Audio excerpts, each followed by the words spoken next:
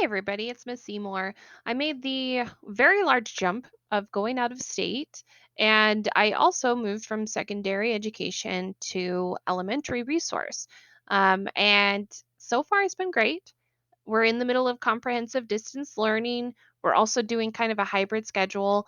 I had questions within my district, but I know that there wasn't a lot out there on how to create a Canvas page for resource, especially elementary resource, because it's just a little bit different than the secondary is. So I just wanted to show what I did.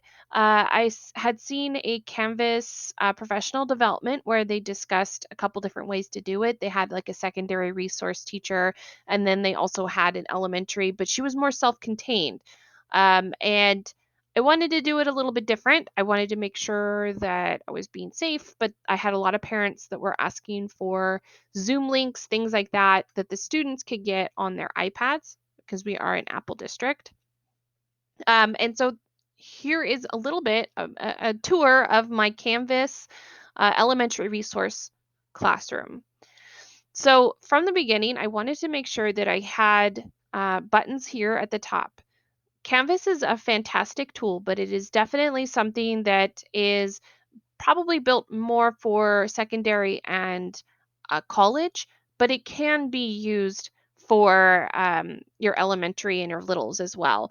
And so if you notice, all the buttons have a visual icon for the actual text because I wanted to make sure that if they couldn't figure out, I could just say, go to the people and find your schedule. Or, home, most kids know what home is. They're going to be able to click that. Calendar, things like that, parent resources. I wanted to make sure that it was accessible. And each button has all the images on my pages have accessibility features as far as being able to be read by a screen reader, which I really appreciate that Canvas does that. So, very quickly, I try to keep it as simple as possible. I didn't want to load up families and kids with too much. So I have home, calendar, parent resources, contact us, and learning groups. And right on the front, I have my Google Slides that I had done for Meet Your Teacher. And this is just a PDF printout. And there is a way to actually put this into Canvas on any of your pages so that the kids can go through and actually look at it, or parents in this case. Next, we're going to go to parent resources, and my button is going to be changing to family resources to make sure that I am inclusive because every family is different. And that was a mistake that I had made when I put parent resources. And so down here, I just put some links to some of my favorite websites, Attitude, Understood, and then also just the ed.gov, my state's guidelines, things like that to help if parents have questions, especially in the elementary. We have a lot of questions. We're doing so many initials. I think I have like 5 initials this month or something like that. So a lot of parents that are new to this and they need the resources. And then IEP resources, a lot of this stuff we usually have available in our classrooms, but because our classrooms are virtual, I wanted to make sure that I virtually had them available as well. Next is the contact us page, super simple. And then my learning groups.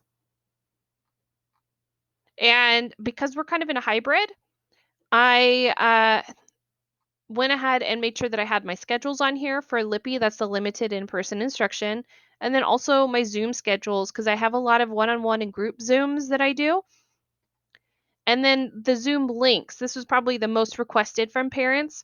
I could invite them to the Zoom, but my kids don't have access to their emails, things like that. So I wanted to create buttons, and I wanted to make sure that I wouldn't have Zoom bombers either. So the kids already have their passwords. I emailed their parents with them. And so once they go into the Zoom and put the password in once, their iPad will remember it.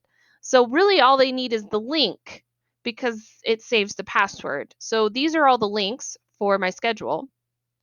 And that way I don't have any bombers, because if I have a kid that goes into the R Zoom, even though he's the B Zoom, then he's not going to be able to get in because he doesn't have the password. So that's just a quick run through of my resource classroom and how I set it up for Canvas. I will do another video that kind of goes over the HTML and CSS of it. Thank you so much and have a great day.